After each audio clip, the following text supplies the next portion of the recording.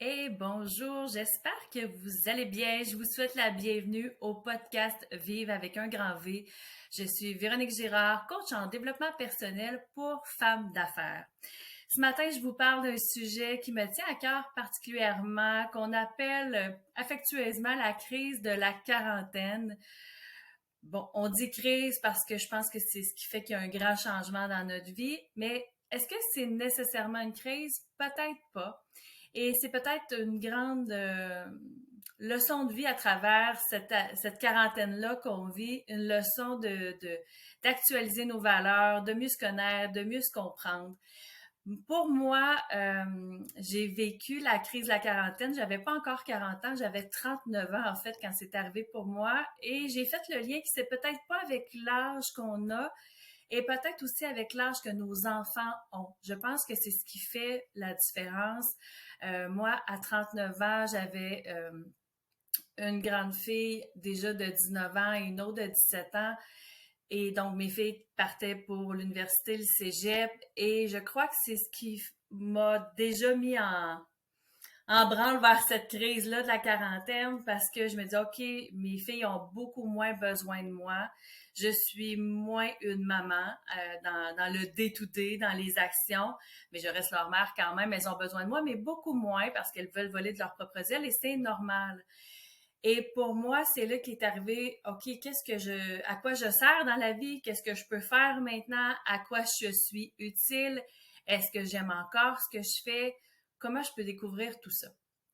Et moi, ben, je me suis payé une coach d'affaires, je l'ai dit souvent, je me suis payé une coach qui m'a aidé à traverser cette année-là parce que pour moi, ça a été vraiment une année complète qui m'a emmenée vers mes 40 ans.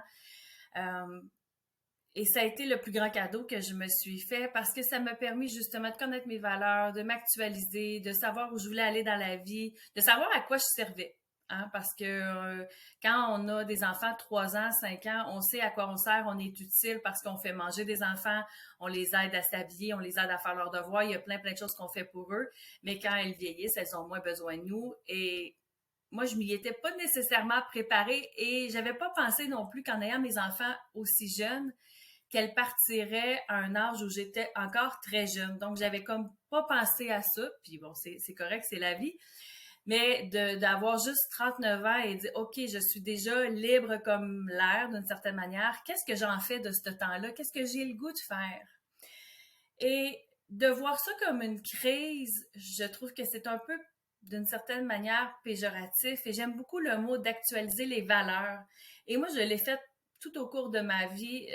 Je suis quelqu'un qui a besoin d'être dans le plaisir, qui a besoin euh, que peu importe que je sois au travail ou dans des activités, dans du bénévolat, ma règle première, c'est d'avoir du plaisir à faire ce que je fais. Si j'ai pas de plaisir, je vais finir par partir parce que je ne serai pas bien. Et pour moi, c'est important quand je travaille, ou encore une fois, quand je fais du bénévolat ou quand je fais des activités, que les gens qui m'entourent, c'est des gens avec qui j'ai du plaisir aussi, puis que j'ai le goût d'être avec eux. Et il y a plusieurs années, j'avais une garderie en milieu familial, une garderie à la maison. Ça a été ma première petite entreprise que j'ai eue.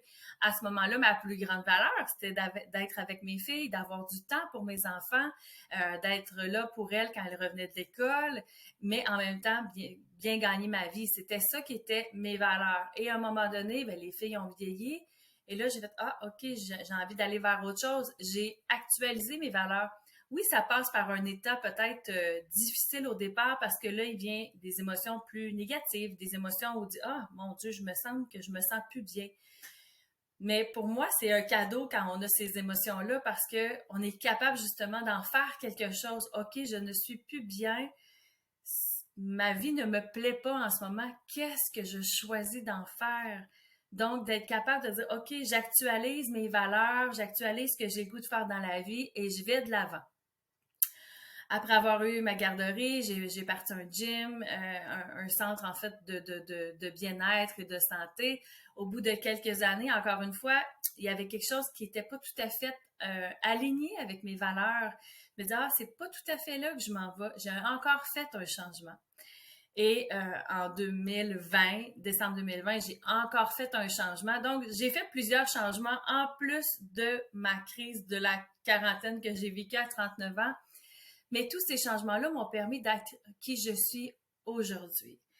Et sûrement que ça va vous arriver à un moment donné dans votre vie de dire, il me semble que ce que je fais dans la vie, c'est plus ça, c'est plus ma place. L'important, c'est de se poser des bonnes questions. OK, moi, c'est quoi mes valeurs? C'est quoi mes besoins? Qu'est-ce que j'ai envie de faire? Est-ce que j'ai envie que ma vie elle ait du sens? Si je suis à la fin de ma vie aujourd'hui, est-ce que je vais être fière de mon parcours? Est-ce que je vais être fière de ce que j'ai fait? Est-ce que je vais avoir des regrets? C'est des grandes questions à se poser, mais qui font ça, pour moi en tout cas, qui font la différence.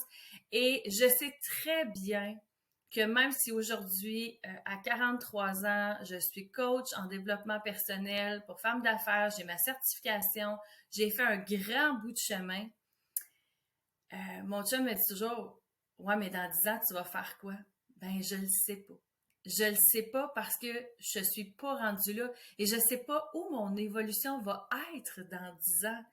Je sais pas qui je vais avoir rencontré et je parle pas d'amoureux, là, mais qui je vais avoir rencontré dans ma vie qui vont me faire grandir comme femme d'affaires. Je sais pas quelle formation je vais choisir de faire. Je sais pas quel voyage je vais faire. Donc, il y a une évolution.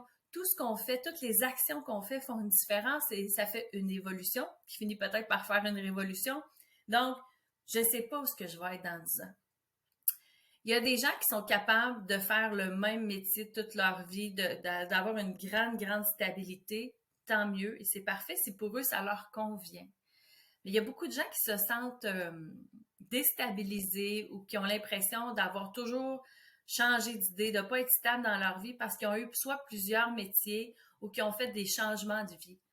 Mais c'est peut-être parce que vous avez été tout simplement en respect de qui vous êtes, en respect de vos valeurs, en respect de ce que vous vouliez dans la vie. Et ça, c'est un grand cadeau d'être capable de s'aimer assez pour se respecter, de s'aimer assez pour se choisir et dire, écoute, moi, ce que je vis en ce moment, ça ne me convient plus. Je choisis d'aller de l'avant, je choisis de poser des actions qui vont m'amener vers de nouveaux horizons, vers de nouvelles opportunités. Est-ce que c'est toujours facile? Est-ce que c'est toujours simple? Ben non. Ben non. Il y a des journées où c'est facile, il y a des journées où ça l'est moins.